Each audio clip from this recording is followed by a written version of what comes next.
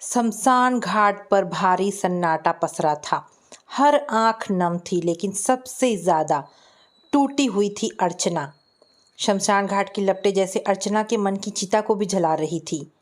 वह वहीं बैठी राख होते रजत की ओर देख रही थी। उसका पति, उसका संसार। रजत मुझे छोड़कर क्यों गए? चारों तरफ सन्नाटा। किसी ने पास आकर उसका कंधा थामना चाहा, लेकिन वो खुद पत्थर बन चुकी थी।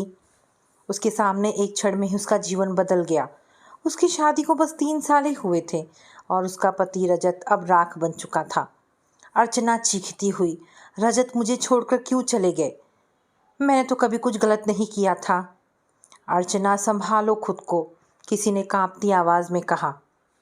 अर्चना, जो अभी अभी अपने पति रजत की चिता को अग्नि दे चुकी थी, जमीन पर गिरी जा रही थी। उसकी मांग का सिंदूर, कलाई की चूड़ियां सब भस्म हो चुके थे। उम्र बस 25 की थी, लेकिन चेहरा जैसे एक ही दिन में 60 वर्ष का दर्द ओढ़ चुका था। लोग धीरे धीरे लौटने लगे। अर्चना फूट फूट कर रो रही थी। उसके ससुर आलोकनाथ जी और सास सावित्री उसे पकड़कर किसी तरह घर लाए। सूनी मांग और सूनी जिंदगी। अर्चना को अब तक विश्वास नहीं हो रहा था कि उसका संसार एक झटके में उजड़ गया था।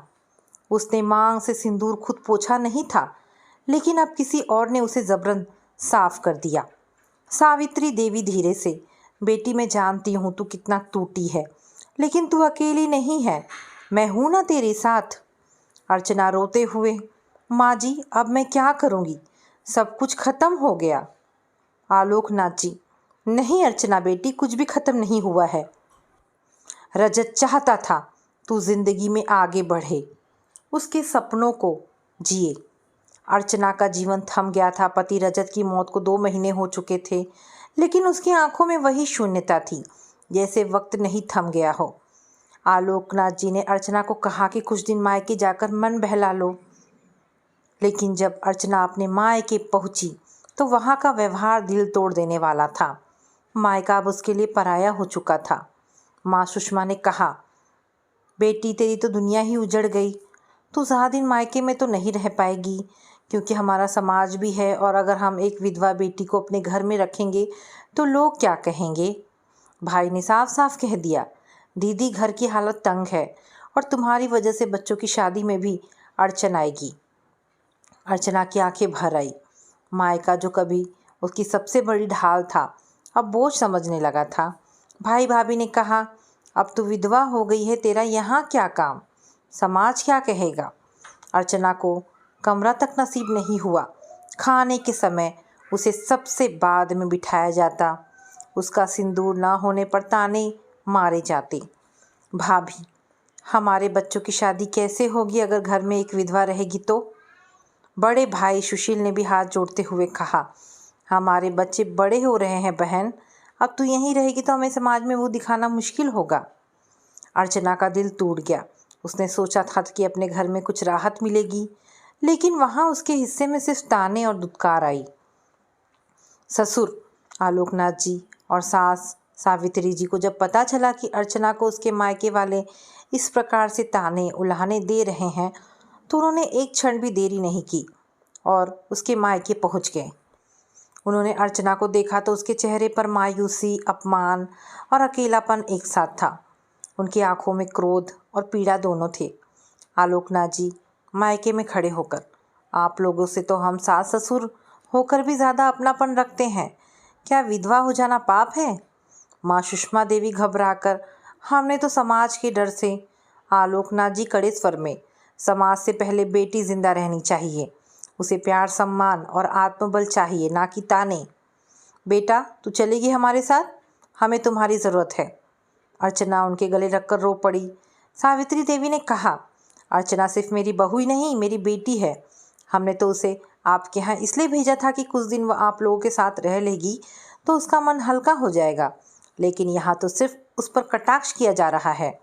हमारा बेटा भले ही हमें छोड़कर चला गया, लेकिन हम अपनी बहू को नहीं भूले हैं, इतना आप लोग याद रखिएगा। इतना कहकर वे अर्चना को अपने साथ ले आए और घर में सबके विरोध के बावजूद उसका पूरा ख्याल रखने लगे। सावन की पहली बारिश हो रही थी। बाहर का भीगा आंगन था। लेकिन अर्चना के चेहरे पर कोई भीगी हुई मुस्कान नहीं थी। वो अपने कमरे के कोने में बैठी पुराने एल्बम के पन्ने पलट रही थी।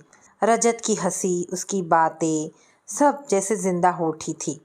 अर्चना धीरे धीरे ससुराल में अपने जीवन को फिर से पटरी पर लाने की कोशिश कर रही थी। आलोकनाथ जी और सावित्री देवी हर कदम पर उसका साथ दे रहे थे, सो उसे हर बात में वे सलाह देते, भावनात्मक रूप से सहारा देते। धीरे धीरे दिन बीत रहे थे। एक दिन अर्चना अपने कमरे में पुराने एल्बम को देख रही थी। हर फोटो जैसे कुछ कहता। तू खुश थी अर्चना? सावित्री देवी कमरे में आई और धीरे से, बेटा फिर वही तस्वीरें? तू कब तक इन्हें देखती रहेगी? कितनी बार कहा है, इन तस्वीरों में मत उलझा करो, तेरी जिंदगी वही नहीं रुक गई है।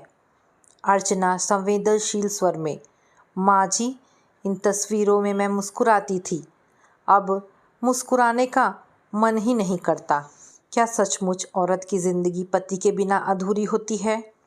ससुर आलोकनाथ जी भी आ गए और गंभीर होकर बोले, अगर अधूरी होती तो मैं भी मेरे बेटे के जाने के बाद ख़त्म हो जाता, लेकिन हमने तुम्हें देखा, फिर जीना सीखा, अब तू भी सीखेगी।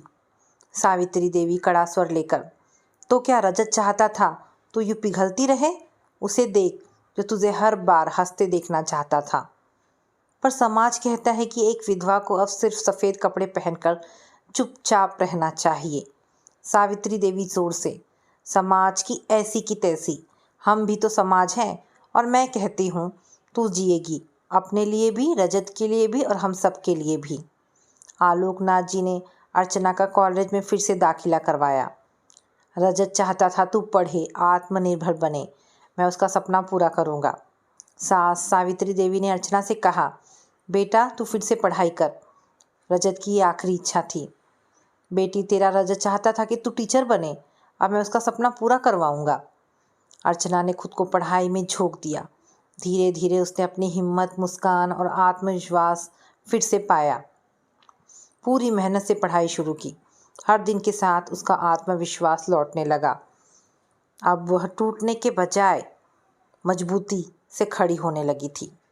एक दिन उन्होंने कहा, बेटी तुम्हारी उम्र अभी ज़िंदगी को फिर से शुरू करने की है। तुम्हारा भविष्य सिर्फ विधवा बनकर जीने के लिए नहीं बना। हम चाहते हैं कि तुम फिर से खुश रहो। अर्चना की आंखों में आंसू आ गए। उसने धीरे से कहा, क्या मैं ऐसा करने की हिम्मत जुटा पाऊंगी? हम तुम्हारे साथ हैं तो क्यों नहीं? सावित्री देवी ने उसका हाथ थामते हुए कहा।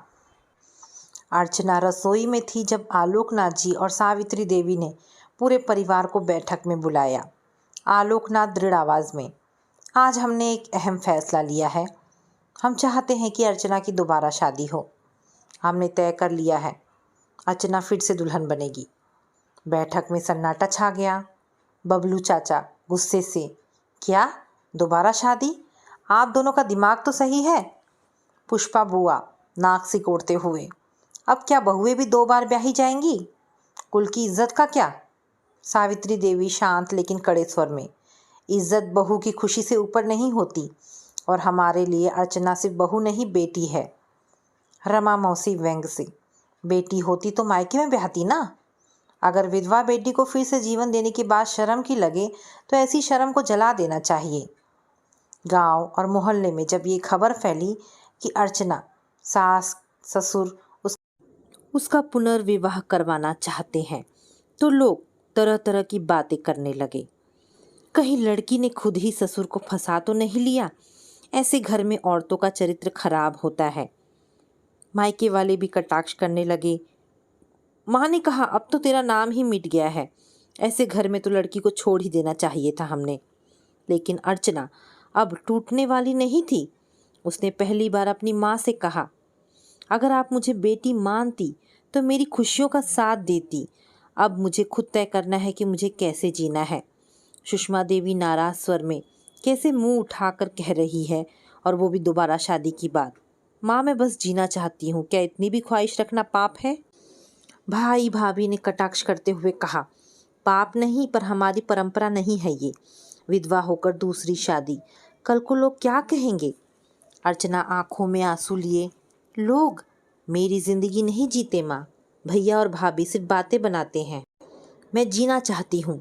तुम्हारी इजाज़त नहीं तो मत दो, लेकिन मुझे अब खुद से इजाज़त मिल गई है। अगर माँ जी पापा जी मेरे साथ हैं तो मुझे दुनिया की परवाह नहीं। सावित्री जी और आलोकनाथ जी ने रिश्तेदारों की एक बैठक बुलाई ताकि सबको स्पष्ट कर सके। आलोकनाथ, हमने सोच समझकर फैसला लिया है कि अर्चना की शादी फिर से होगी। बबलू चाचा तिल मिलाते हुए, ये तो सरासर नाक कटवाने वाली बात है। कौन करेगा इस पाप को? सावित्री आंखों में तेज लिए, अगर किसी को लगता है कि बहू को फिर से खुश देखना पाप है तो हम वो पाप खुशी खुशी करेंगे। पुष्पा बुआ, और समाज? आलोकनाथ, हम समाज नहीं पूछते, बेटी का भविष्य पूछते हैं। रिश्तेदार सिर्फ बातों में अपने होते हैं, काम में तो वही अपने हैं जो तुम्हें जिंदा देखना चाहते हैं। अब गांव में बातें बननी शुरू हो गई। गांव की औरतें, देखो देखो, सास ससुर अपनी बहू को सिर पर चढ़ा रहे हैं, कोई शर्म नहीं बची। अब ये पुनर्विवाह की बातें कर रहे हैं, कितना घिनौना है। पंचायत बैठी। आलोकनाथ जी ने पंचायत में खड़े होकर कहा, जिस समाज में बेटी को देवी कहा जाता है, उसी समाज में उसकी ज़िंदगी को शादी से जोड़ देना कैसी विडंबना है। मेरी बहू जीना चाहती है और मैं उसका अधिकार दिलाऊंगा। अगर समाज का काम सिर्फ ताना देना है तो मैं उस समाज को तोड़ने को तैयार हूँ। बहू को ज़िंदगी जीने का पूरा हक है। अगर लोगों के डर से मैं अपनी बहू को बेसहारा छोड़ दूँ तो फिर मैं आदमी नहीं, सिर्फ एक नामधारी पुरुष हूँ। गांव के लोग आपस में कानाफूसी करते हैं। अब बहू विधवा हो गई तो ससुर क्यों इतना सिर पर चढ़ा रहा है? कहीं कुछ चल तो नहीं रहा ससुर और बहू के बीच? आलोकनाथ जी और सावित्री जी ने सब अनसुना कर दिया। उन्हें परवाह थी तो बस अर्चना की जिंदगी की, उसकी खोई हुई पहचान की।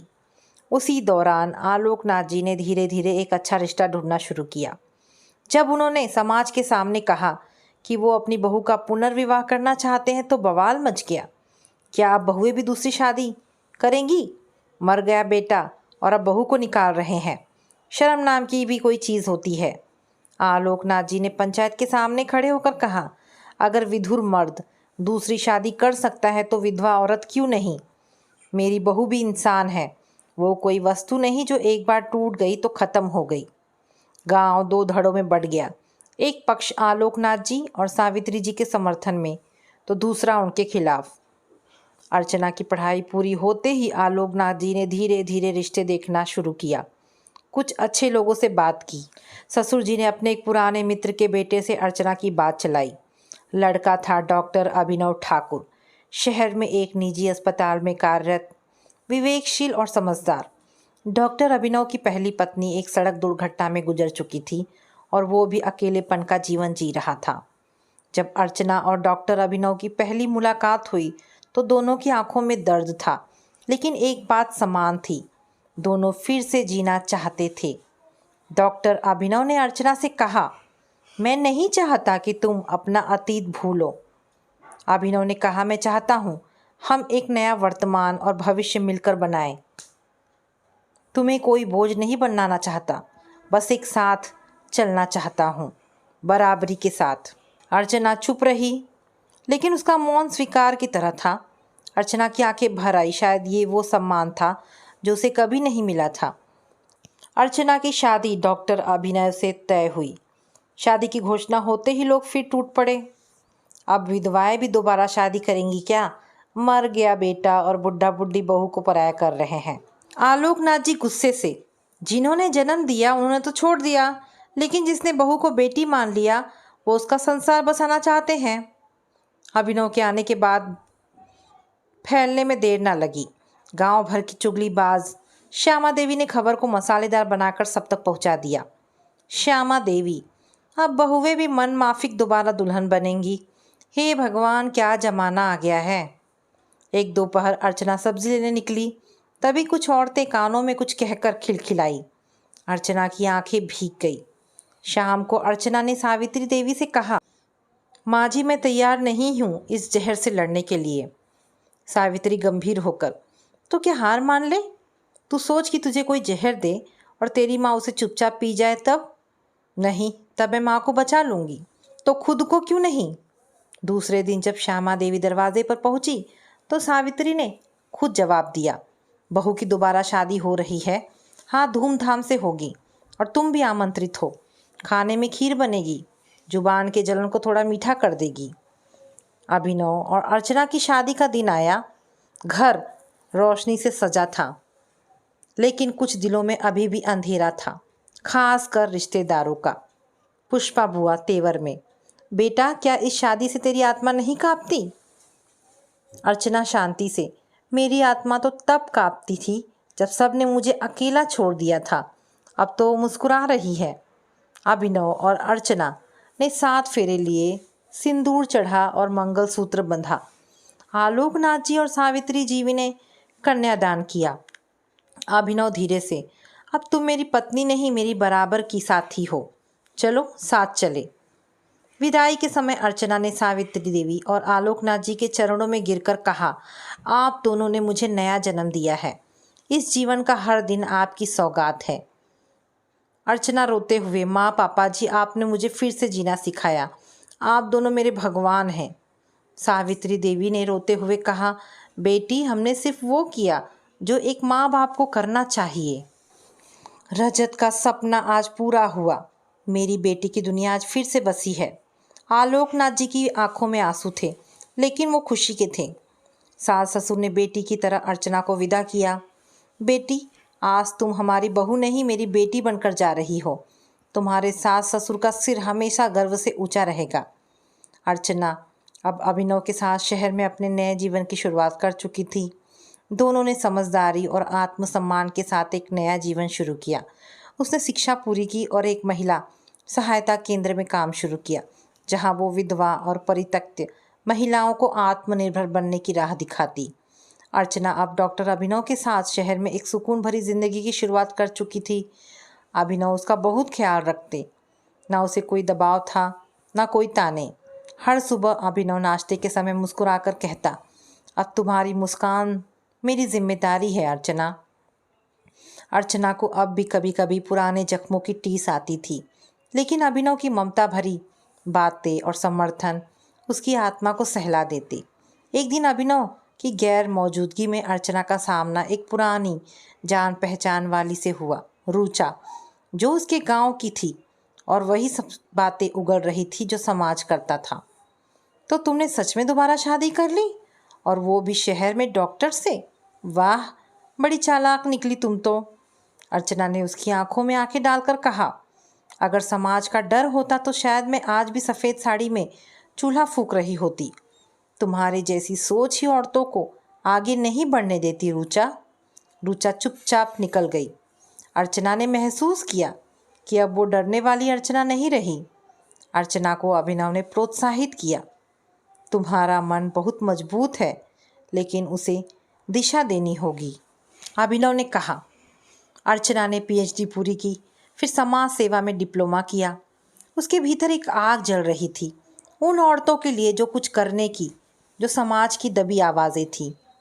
अभिनव ने उसकी मदद से एक एनजीओ की नींव रखी, नई राह, जो विधवा, परित्यक्ता और पीड़ित महिलाओं को कानूनी, मानसिक और आर्थिक सहायता देता था। जब अर्चना ने गांव और छोटे कस्बों में जाकर महिलाओं से संवाद शुरू किया तो कई जगहों पर उसे तिरस्कार झेलना पड़ा। पुरुष वर्ग उसे अपशब्द कहता, कुछ महिलाएं भी उसे ताने मारती। एक दिन एक बुजुर्ग महिला ने कहा, विधवा औरत क्या समाज बदलेगी, इन्हें अपने घर तक सीमित रहना चाहिए। अर्चना ने मंच से जवाब दिया, अगर सावित्री अपने पति के प्राण लौटा सकती है तो आज की नारी समाज को सोचने की दिशा भी दे सकती है। धीरे धीरे अर्चना की बातों का असर होने लगा। महिलाएं खुलकर अपने हक की बात करने लगी। अर्चना की माँ, जो कभी उसे तिरस्कृत करती थी, अब एक दिन टीवी पर अर्चना का इंटरव्यू देखकर स्तब्ध रह गई। वो बेटी को पहचान ही ना सकी। आत्मविश्वास, गरिमा और शिक्षा से भरी महिला। माँ ने कहा, बेटी हमें माफ़ कर दो, हमें समझ नहीं आया कि तेरे लिए जीना कितना ज़रूरी था।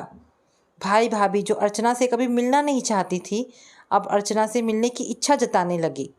वे बहुत ही शर्मिंदगी और लज्जित महसूस कर रहे थे खुद को। माँ ने रोते हुए कहा, मैंने तुम्हें समझा ही नहीं बेटी, मैंने तुम्हें समझा ही नहीं बेटी। अब समझ में आया कि बेटी का जीवन रुकता नहीं, उसे बस साथ की ज़रूरत होती है। अर्चना ने उन्हें गले लगाया लेकिन कहा, आपने मुझे सिखाया कि अपनी राह खुद बनानी होती है, इसलिए आज जो हूँ उसका श्रेय आपके इनकार को भी जाता है।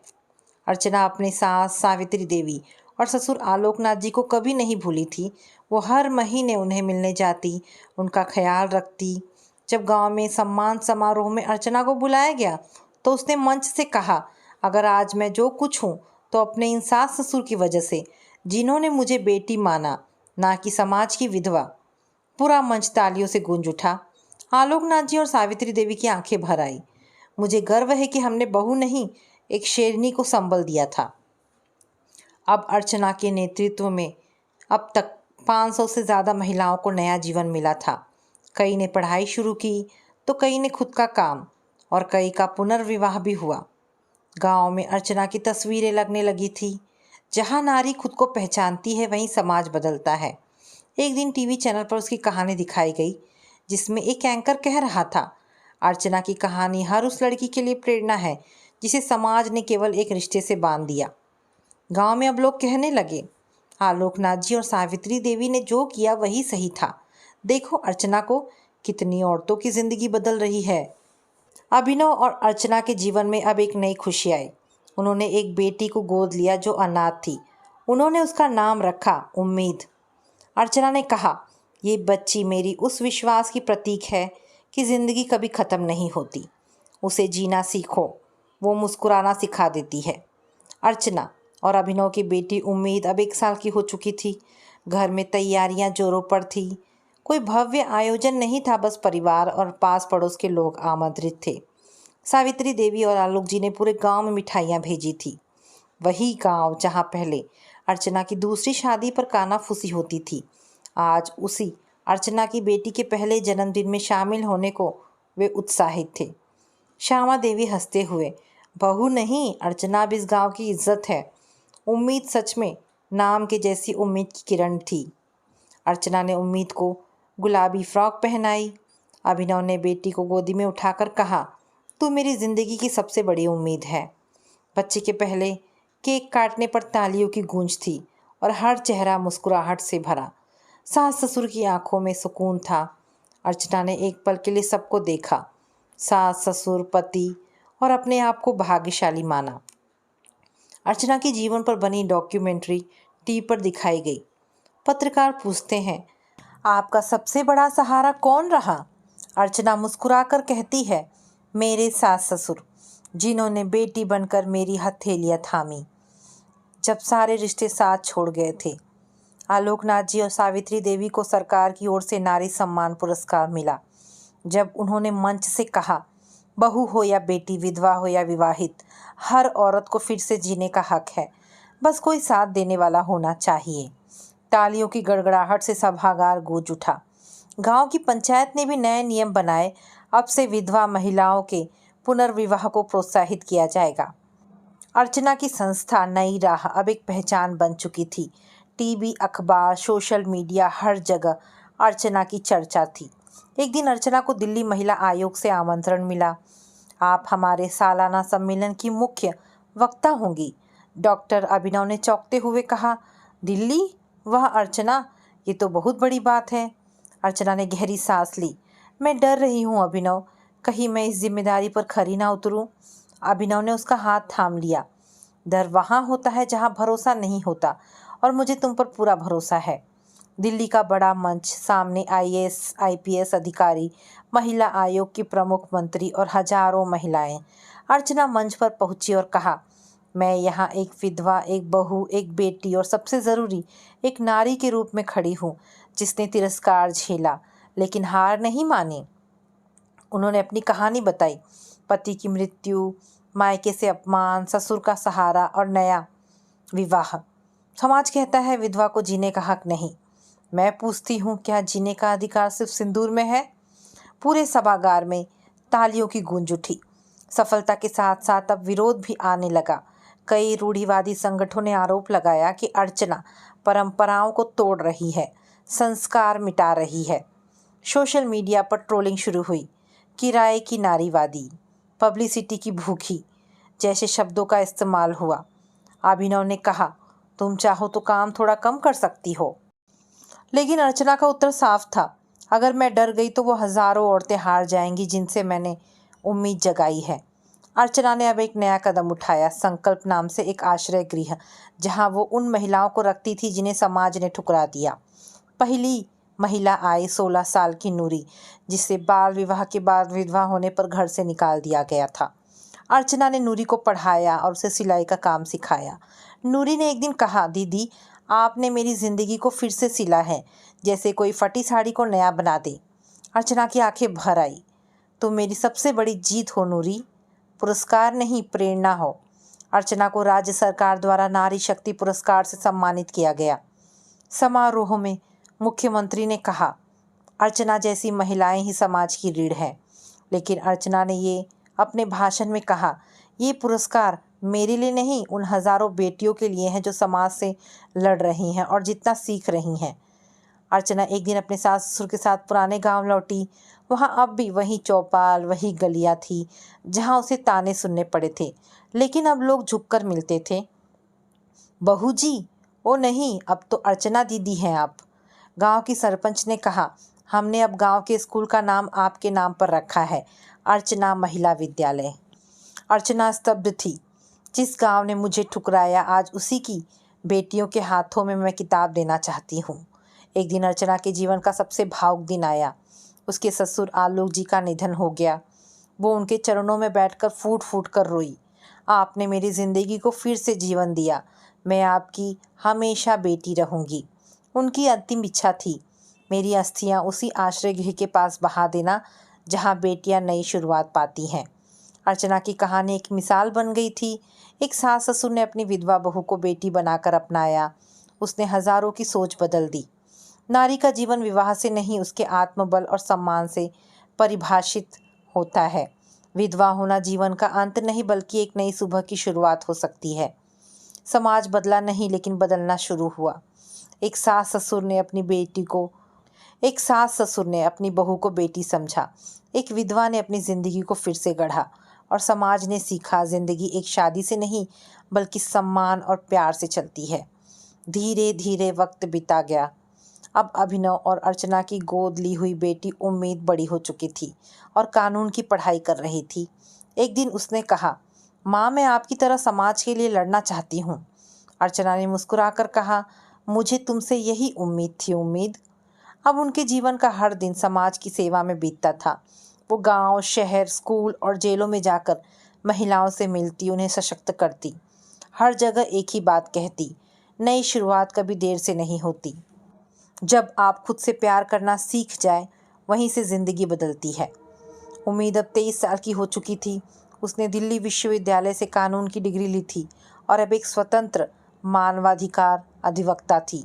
एक शाम उसने अर्चना से पूछा, माँ आप कहती हैं समाज बदल गया है, पर अदालत में हर दिन महिलाओं के साथ होने वाला अन्याय देखती हूँ, क्या वाकई बदला है समाज?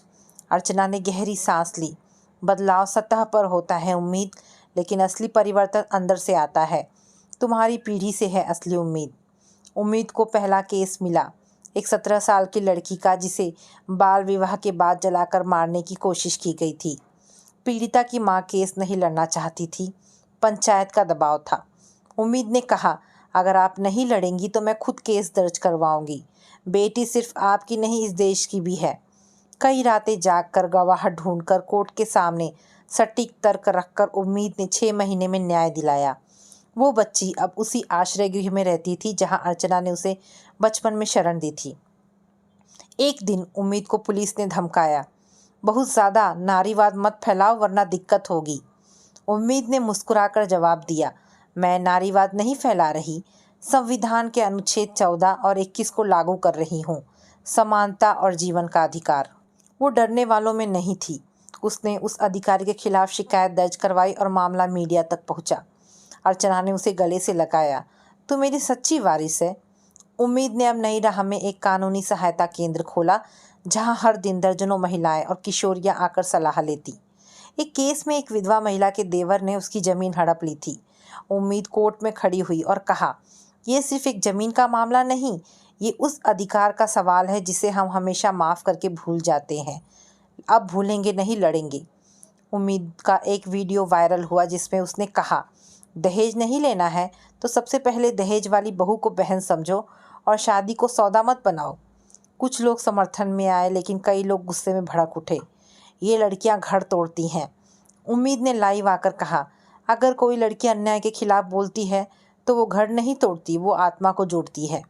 एक दिन अर्चना को हार्ट अटैक आया, अस्पताल में भर्ती करवाया गया। उम्मीद उसके पास बैठी रो रही थी। अर्चना ने हाथ पकड़कर कहा, अगर मैं ना रहूं तो डरना नहीं, तू मेरा सपना है, उसे पूरा करना तेरा फर्ज है।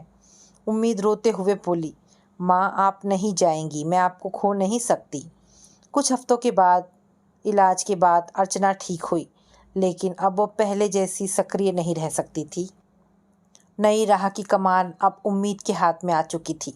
वह और भी आधुनिक तकनीकों, डिजिटल हेल्पलाइन, मोबाइल ऐप के माध्यम से हज़ारों महिलाओं से जुड़ी। उसने एक इंटरनेशनल महिला सम्मेलन में भारत का प्रतिनिधित्व किया। वहाँ उसने कहा, मैं एक विधवा की गोद ली हुई बेटी हूँ और आज आपकी बराबरी में खड़ी हूँ। यही भारत की असली शक्ति है। समाज के कई लोग पूछते थे, अब तो शादी कर लो, उम्र हो गई है।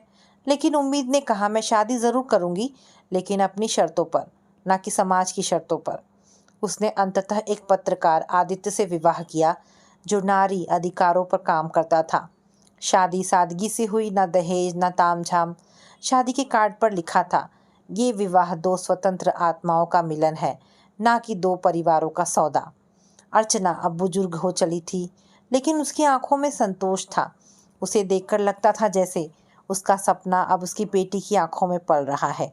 एक दिन अर्चना ने एक किताब के पहले पन्ने पर लिखा, जिस बेटी को मैंने जीवन दिया उसने मुझे अमर कर दिया। ये कहानी नहीं, एक समाज को आईना दिखाने वाला दस्तावेज है। जब सास ससुर ने बहू को बेटी माना, तब नई सुबह का सूरज उगा और उसी उजाले में समाज ने देखा, औरत की ज़िंदगी सिर्फ एक शादी से नहीं, उसके हौसले से चलती है। नई शुरुआत अब सिर्फ अर्चना की कहानी नहीं रही, अब ये उम्मीद की गाथा बन चुकी थी। एक सोच, एक क्रांति, एक आंदोलन। तो दोस्तों, ये कहानी यहाँ पर समाप्त होती है। आशा करती हूँ कहानी पसंद आई होगी। अगर कहानी पसंद आई है तो प्लीज़ इसे लाइक एंड शेयर करें। दोस्तों, ऐसी ढेरों पारिवारिक और शिक्षाप्रद कहानी सुनने के लिए मेरे चैनल को प्लीज़ सब्सक्राइब करें। मिलते हैं एक नई कहानी के साथ। धन्यवाद दोस्तों।